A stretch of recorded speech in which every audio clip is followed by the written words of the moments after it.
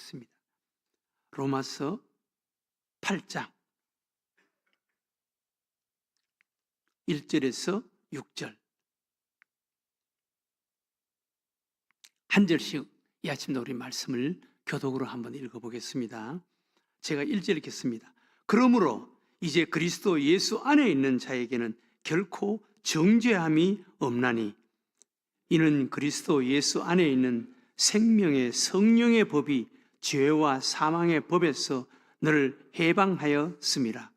율법이 육신으로 말미암아 연약하여 할 수 없는 그것을 하나님은 하시나니 곧 죄로 말미암아 자기 아들을 죄 있는 육신의 모양으로 보내어 육신의 죄를 정하사 육신을 따르지 않고 그 영을 따르는 행하는 우리에게 율법의 요구가 이루어지게 하려 하심이니라.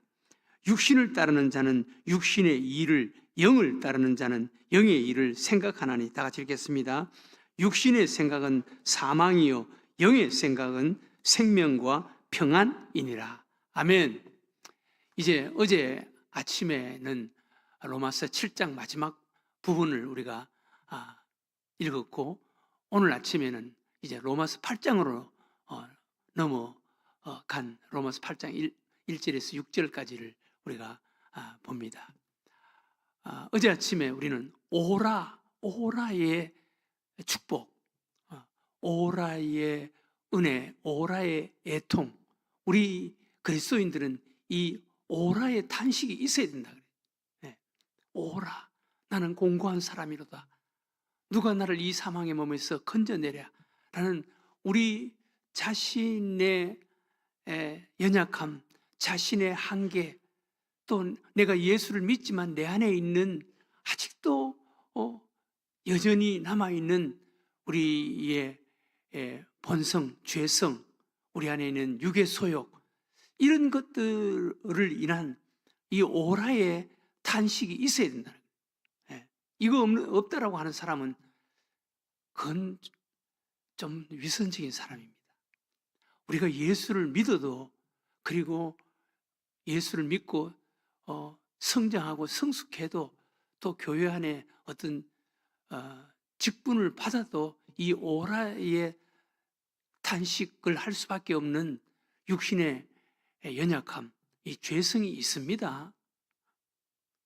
여러분, 저도 목사지만 제가 천사처럼 보면 안 됩니다. 저도 목사의 직분을 가지고 목사의 길을 걸어가는 자지만 저에게도 죄성이 있습니다. 죄성이 있고 육의 소욕이 있습니다. 어떻게 하든지 나는 목사니까, 그리고 믿음으로 그것을 극복하고 이기는 것이 좀 다를 뿐이지 저에게도 그런 연약함이 있습니다.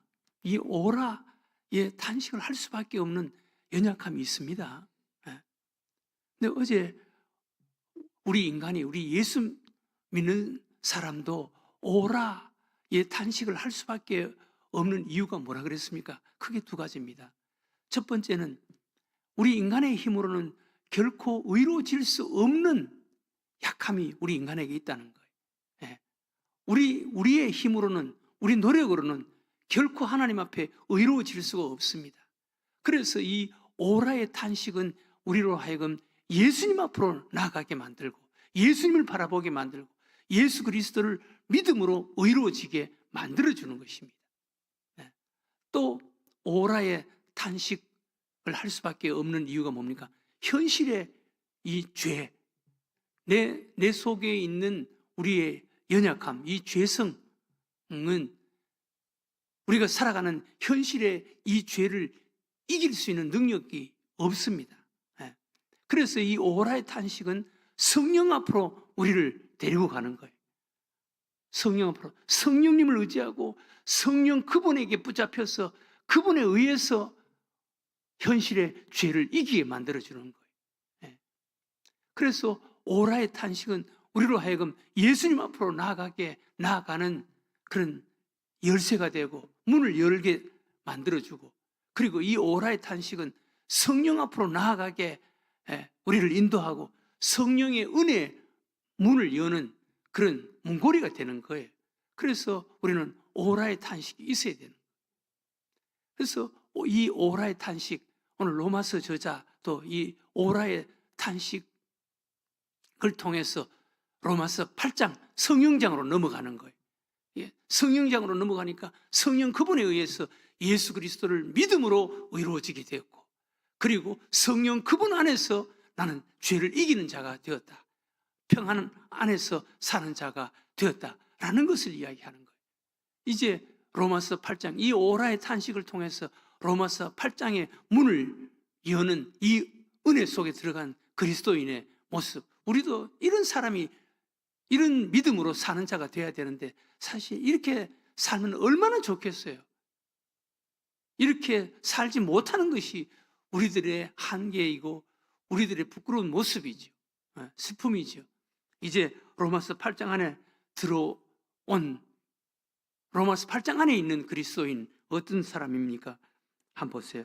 8장 1절에 보면 그랬습니다. 그러므로 이제 그리스도 예수 안에 있는 자에게는 결코 정죄함이 없나니. 그리스도 오라의 탄식을 통해서 예수 그리스도 안에 들어오는 거예요. 예수 그리스도 안에 들어오는 문을 여는 거예요. 오라의 탄식을 통해서 예수 그리스도 안에 들어오는 거예요. 예수 그리스도 안에 들어오는 자가 어떤 은혜를 받습니까? 결코 정죄함이 없나니. 결코 정죄함이 없나니. 여기 결코 정죄함이 없다는 것은 크게 두 가지입니다.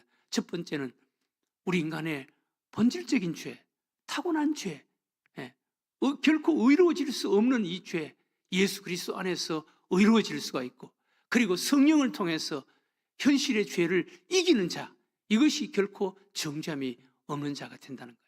이 두 가지가 돼야 되는 거예요. 우리는 예수 그리스도를 믿음으로 의로워진 자이죠. 의로워진 자. 그러나 실제적인 우리 신앙 생활은 성령 안에서 현실의 죄를 이기는, 현실의 죄성, 죄를 이기면서 사는, 이것이 신앙생활 아니겠어요? 여러분, 믿음 생활이라는 게 뭡니까? 단지 예수 믿고 나는 죄 용서 받아서 나는 의로워진 자가 되어서, 그건 반쪽짜리지. 그건 제자 훈련 안 하는 교회 교인들이 하는 소리지. 적어도 제자 훈련하는 교회 교인들은 나는 예수 그리스도를 믿음으로 죄 용서함을 받았어, 그건 반쪽이야. 이제는 내가 예수님을 배우고 닮고 성령 안에서 현실의 죄를 이기는 그리스도인이 돼야 돼. 이것이 제자 훈련 받는 교회 교인들의 신앙생활 아니겠습니까? 적어도 늘샘교회 교인들은 이 믿음을 가지고 있는 자가 되어야 되는 거예요. 나는 예수 믿고 구원받았어. 예수 믿고 구원받았어. 그건 어린아이들의 신앙 고백이지. 우리는 어떻게 하든지 예수 믿고 구원받았어.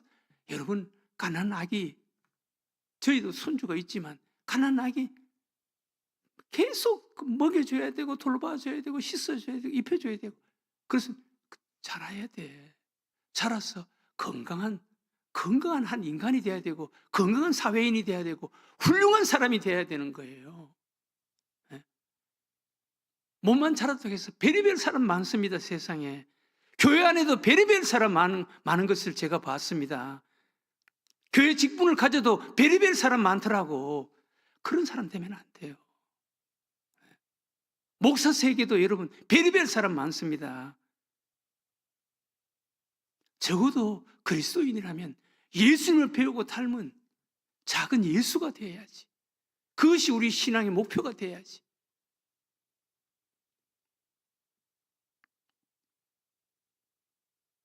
그리스도 예수 안에 있는 자에게는 결코 정죄함이 없는 두 가지.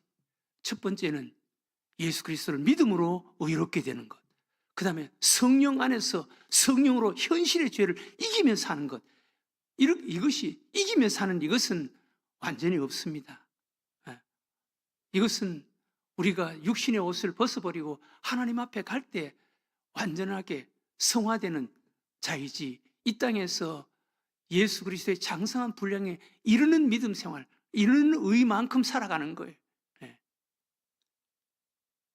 2절에 뭐라 그랬습니까? 이는 그리스도 예수 안에 있는 생명의 성령의 법이 죄와 사망의 법에서 너를 해방하였습니다. 성령님께서 예수 그리스도를 믿게 만들어서 의로운 자로 만들어주시고, 그리고 성령 그분이 우리로 하여금 삶 속에 실제적으로 우리 안에 있는 죄성을 이기게 만들고 우리에게 다가오고 유혹하는 죄를 이기게 만들어주는 것이 성령님이라는 거예요. 예. 우리 안에 있는 이 죄성, 우리 안에 있는 본질적인 죄를 이기게 만들어 의롭게 만들어주는 성령의 방법이 3절 이하에 3절, 4절 이렇게 말씀합니다. 율법이 육신으로 말미암아 연약하여 할 수 없는 그것을 하나님은 하시나니 곧 죄로 말미암아 자기 아들을 죄 있는 육신의 모양으로 보내어 육신의 죄를 정하사 육신을 따르지 않고 그 영을 따라 행하는 우리에게 율법의 요구가 이루어지게 하려 하심이니라.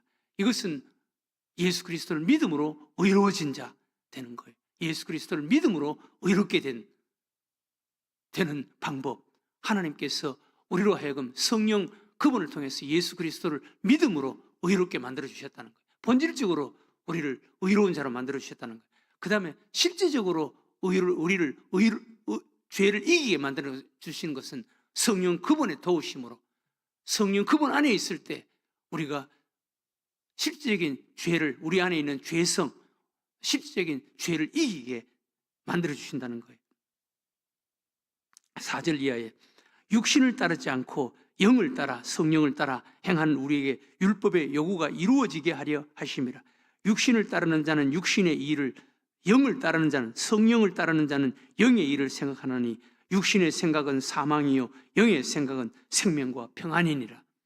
성령 안에 살아갈 때 성령 그분에 의해서 우리는 실질적인 죄를 이길 수가 있는 자가 된다는 거예요. 우리 예수 믿는 사람들은 이 싸움 아니에요, 사실. 예? 우리가 성령님을 사모하고 성령 의지하고 성령 충만해야 하는 이유가 이 싸움 아니에요. 이런 그리스도인으로 살기 위한 것 아니에요. 예. 그래서 예수님이 이 땅에 계실 때도 성령님에 대해서 얼마나 많이 언급을 하셨습니까? 예. 내가 가면 너희들에게 유익이다. 보혜사 성령님께서 너희들에게로 오실 것이다. 보혜사 성령 그분이 너희들을 진리 가운데로 인도할 것이고 성령 그분이 너희들과 함께 할 것이다. 도와줄 것이다. 그리고 예수님이 부활하시고 나서 첫 번째 예수님의 제자들을 만났을 때 막 제자들이 불안하고 두려워할 때 예수님께서 그 방에 잠겨 있는 그 방에 들어가셔서 너희가 왜 그렇게 두려워하느냐? 숨을 내쉬며 성령을 받아라. 성령 받아라. 그렇게 말씀하시잖아요. 네. 또 예수님이 승천하실 때도 성령이 너희에게 임하면, 로마서 1장 8절에 성령이 너희에게 임하면 너희가 권능을 받고 예루살렘과 온 유대와 사마리아와 땅끝까지 이르러 복음의 증인이 될 것이다. 성령 받아라. 성령의 사람이 되어라. 그랬을 때 실제적으로 우리 안에 있는 죄성, 또 우리를 유혹하는 별의별 사람들의 유혹, 별의별 사람들의 말, 그것을 분별할 수 있는 지혜와 능력은 성령 안에 있는 거예요. 성령을 받고 우리 죄를 이기고, 그리고 하나님께서 우리들에게 명령하신 복음을 전하는, 증거하는 더 적극적인 그리스도인이 되는 거죠.